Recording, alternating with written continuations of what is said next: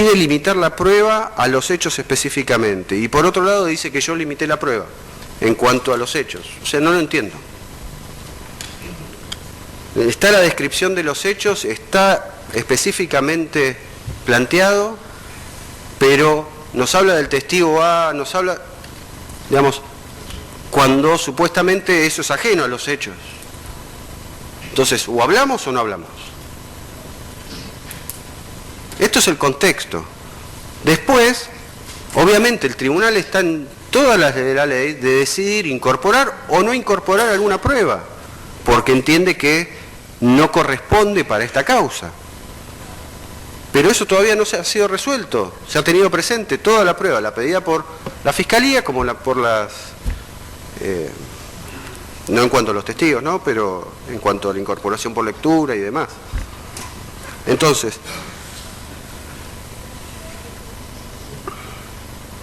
el requerimiento, en definitiva, ha cumplido no válidamente, recontra válidamente el 347. Obviamente, nosotros acá tenemos una situación de una organización de 40 y pico de personas que da una complejidad al asunto. Esto no amerita, como dijeron incluso las defensas, a que la imputación sea vaga.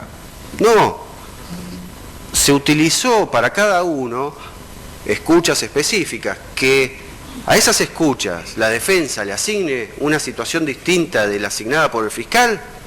Eso es valoración, y eso es para lo que estamos acá, para ver en qué contexto se dio esa escucha, qué es lo que nos dicen los policías, y en definitiva yo la voy a valorar de una manera. Seguramente si no la valoro a favor del imputado, la defensa va a decir que eso en realidad tenía que ver con otra cosa que no es una organización de estupefacientes.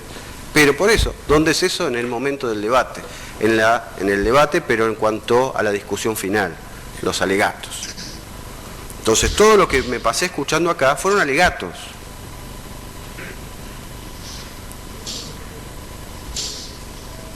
En la asociación que se detalla en el requerimiento de elevación a juicio, se explica la situación. Lo mismo. Digamos, acá no estamos hablando... Estamos hablando de una asociación durante 3 años, o 2 años casi, 2 años y pico. Entonces, hay una situación que importa describir conductas generales que después son analizadas específicamente y que acá estamos para delimitarlo. Ojalá, el juicio hubiese pasado a los 2 meses de las detenciones. El sistema argentino no permite que eso suceda. Esperemos que con la modificación del código eso empiece a suceder, pero estos son los limitantes.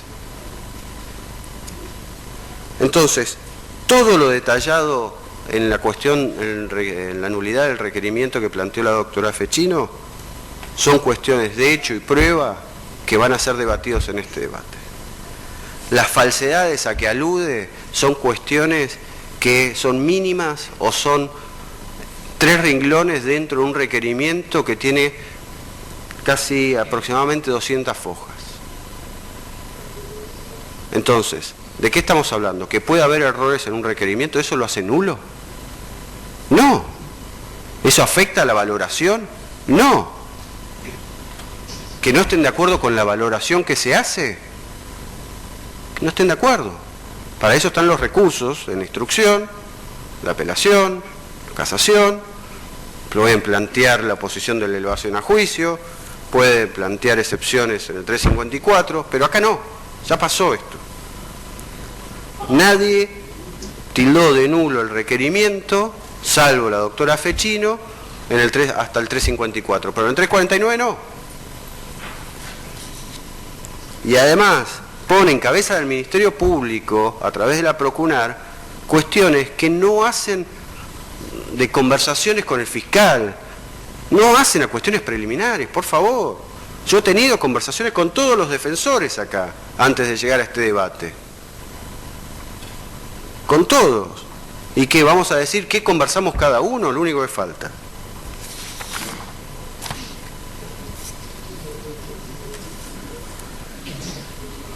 Entonces, no hay falsedad ideológica, no hay ninguna falsedad sino interpretaciones distintas sobre lo que surge del requerimiento. La denuncia de extorsión contra Giacone ya lo planteó la doctora Fechino, específicamente en la nulidad que no recurrió, que fue rechazada y no recurrió. En la nulidad anterior se planteó nulidad del inicio de la investigación, de la orden de detención, de la declaración indagatoria, de los autos procesamientos y de los requerimientos de elevación a juicio. Violación, principio de culpabilidad, cosa juzgada y non bis in idem. Dijo específicamente el tema de las sentencias condenatorias no podían ser tomadas en cuenta. Si inconstitucional se valora condenas como prueba. Violación del derecho de defensa en juicio por utilizar el testimonio de alguien que fue denunciado por extorsión. Violación del principio de culpabilidad, también exactamente lo mismo. O sea, no solo que no corresponde la nulidad, como ya lo respondí en ese momento, lo respondí ahora, sino que además esto ya fue planteado y resuelto y está consentido en cierta manera. Voy a la cuestión específica del doctor Novelo. Se hace una cuestión relacionada con el 391 en cuanto a la incorporación por lectura, que solamente van a poder utilizar las defensas, las declaraciones prestadas en sede policial.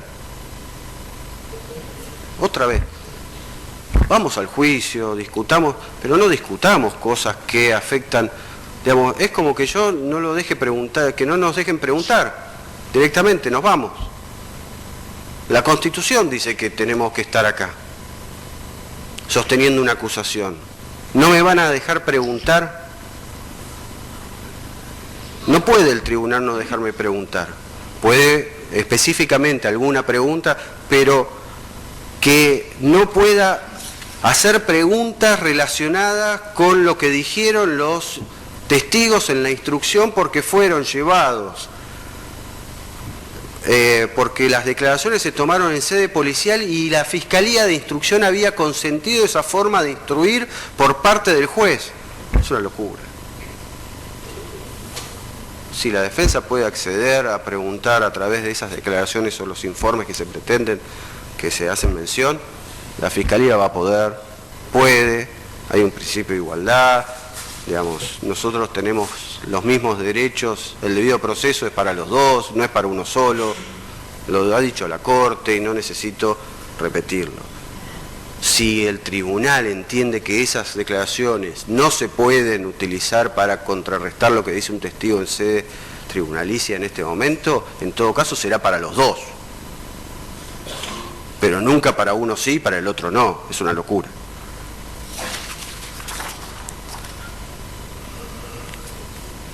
Voy al planteo de las detenciones, que es claramente extemporáneo y es inadmisible en virtud del 376. Dije, bueno, vamos a ver las actas.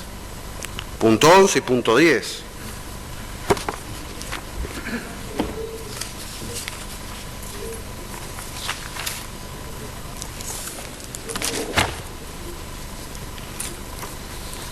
Vamos al punto 10. Fojas 274, 275, es la orden de allanamiento de 273 a 275. Allanamiento. Todo lo que dijo el letrado defensor, a detener a tales personas. Después de eso, al final, el último párrafo, de lograrse el éxito de las diligencias, esto es, que se produzcan los allanamientos, se deberá promover inmediata consulta con el tribunal a efecto de disponer las diligencias que correspondan. Hay que aclarar que la orden de allanamiento viene precedida de un auto donde se explica toda la situación de la organización, cómo se desarrolla, que hay gente que no está todavía debidamente identificada, que hay una situación, que hay, digamos, en ese contexto se libra la orden de allanamiento. Llegan al lugar y efectivamente se ordena, después de hacer unos secuestros, que se secuestran, se identifican a las personas, se secuestra un automóvil, se secuestra un celular, 2 celulares, 3 celulares, 4 celulares, 5 celulares, 6 celulares. Y ahí se hace consulta. Consulta con el juzgado actuante en la persona de Verónica Bresciani. Consulta ordenada por el juez, con una orden firmada por el juez, se consulta a Verónica Bresciani, que representa al tribunal, y no me puede decir el defensor a esta altura de hacer evaluaciones de causas, digamos, que las consultas las responde el juez. Es por orden de su señoría, consulta a la secretaria y se responde al tribunal, al policía, ¿sí? Pero bueno, acá la fórmula no lo dice, pero está claramente salvada. De lograrse el éxito en las diligencias, se deberá promover inmediata consulta al tribunal. La secretaria forma parte del tribunal, es la principal auxiliar del juez. Se dispone a aprobar lo actuado y con respecto a los demorados, actuaciones de rigor y remitirlos a la alcaldía. Esto fue el 16 de diciembre del 2016. Vamos al punto 11. Acá es más claro, porque más allá de que se repite la misma fórmula en la orden de allanamiento,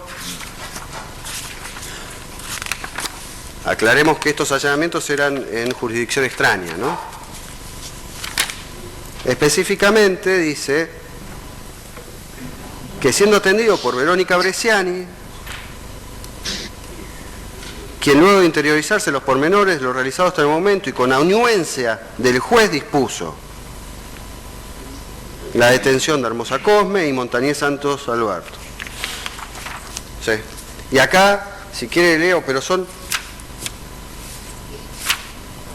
4 hojas de teléfono que se secuestran. 4 carillas. Con algunos que no están, que no tienen chip, que tienen desgrabado el chip. Son 4 carillas. La decisión del juez en ese momento, ante la urgencia de un allanamiento, de disponer las detenciones, entiendo que claramente está justificada y por lo tanto cumple con los requisitos previstos en la Constitución para ordenar la detención de una persona por parte de autoridad competente, como se menciona. Y en definitiva, como bien dijo el defensor, esto se tiene que ver en un contexto. Había otros allanamientos, había unos cuantos allanamientos más.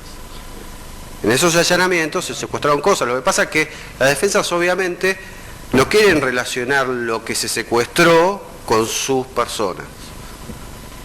Pero que una de las personas que se detuvo, no en estos allanamientos, pero que está relacionada específicamente y directamente con los imputados, se le haya secuestrado una pistola ametralladora, parece que no lo dijo o se lo omitió decir el defensor. Entonces, claramente hay elementos suficientes para detener en ese momento. Y además, vamos a cuando se reciben los allanamientos acá. El mismo día, digamos, pasado el fin de semana, el 19 de diciembre se reciben todo y se ordena automáticamente la declaración indagatoria de las personas que están detenidas. ¿Sí? Se le toma declaración indagatoria y en ese momento nada dicen de la detención ilegal. No lo sé. Esperamos 2 años para decir que la detención es ilegal. El perjuicio de estar detenido, digamos, era a los efectos de tomar la declaración indagatoria y después de resolver su situación procesal. En el medio pudo haber presentado la excarcelación, se la pudieron haber rechazado o no. Después se dictó la preventiva, pudieron ir a la Cámara. Están garantizados todos los derechos en este acto. Se han cumplido con todos los requisitos en el momento de la detención. Entonces no se cuestiona, dice que no hay nada nuevo de lo anterior. ¿Cómo que no hay nada nuevo? Hay 60 allanamientos que no me voy a poner a analizarlo porque es hecho y prueba, en definitiva, esto. Se secuestró muchísimo estupefaciente, muchísimas armas, granadas se secuestraron. en esos 60 allanamientos. Que la defensa crea que los elementos para relacionar a su defendido no o justifican que se lo detengan a él, es su valoración.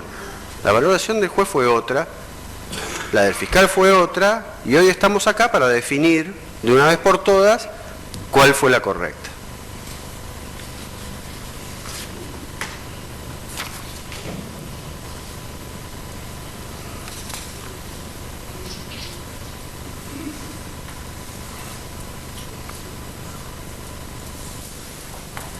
Además, las detenciones en sí mismo no le causaron perjuicio, pues no se le secuestraron nada, en definitiva, de las detenciones en sí mismo, no es que en el cacheo se le secuestró algo o nada, no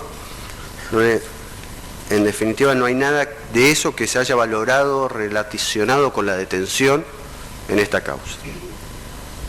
Después también, y acá ya empiezan a hablar de generalidades, se plantea la nulidad del requerimiento, nuevamente haciendo más o menos la misma mención, que no es claro, preciso y circunstanciado la relación de los hechos. Ya hablé sobre eso, no voy a volver a hablar, lo hablé en su momento cuando contesté la nulidad. Habla de generalidad de los hechos y de falsedades, habla específicamente de la foja 4500, todo es valoración, todo, y para eso está el juicio. Es un contradictorio y para eso está el juicio. Dicen que no se puede defender porque no saben de qué defenderse, pero critican los elementos que utilizó el fiscal para asignarle responsabilidad. Entonces se pueden defender. Por eso esta cuestión del requerimiento debe ser rechazada. Respecto de Lilia Arcón, se hace un planteo de nulidad del requerimiento por ne bis in idem. También, que no sabe de qué defenderse, porque en definitiva se la trae a juicio por en realidad una condena anterior. No, está explicado por qué se trae a juicio por estos hechos a la señora. Que no lo comparta es otra cosa. Además, en ne bis in idem tiene que haber identidad de objeto, de sujeto, y acá la identidad del objeto es completamente distinta. Uno fue un hecho hasta el 2013 y el otro es un hecho posterior. Claramente no hay identidad de objeto y por lo tanto no puede aplicarse el ne bis in idem. La doctora Collar también, todo valoración, igual que el doctor Rodríguez, detalla cosas y critica los elementos utilizados para luego decir que como esos a su criterio no son válidos, entonces no sabe de qué defenderse. Lo lamento, ellos no están de acuerdo con la valoración y con que esos elementos tengan la orientación que les dio el fiscal. Bueno, lo veremos acá. Definirán los jueces. En su momento ya definieron los jueces, los procesaron. Les confirmaron el procesamiento y ahora veremos en este juicio qué es lo que sucede.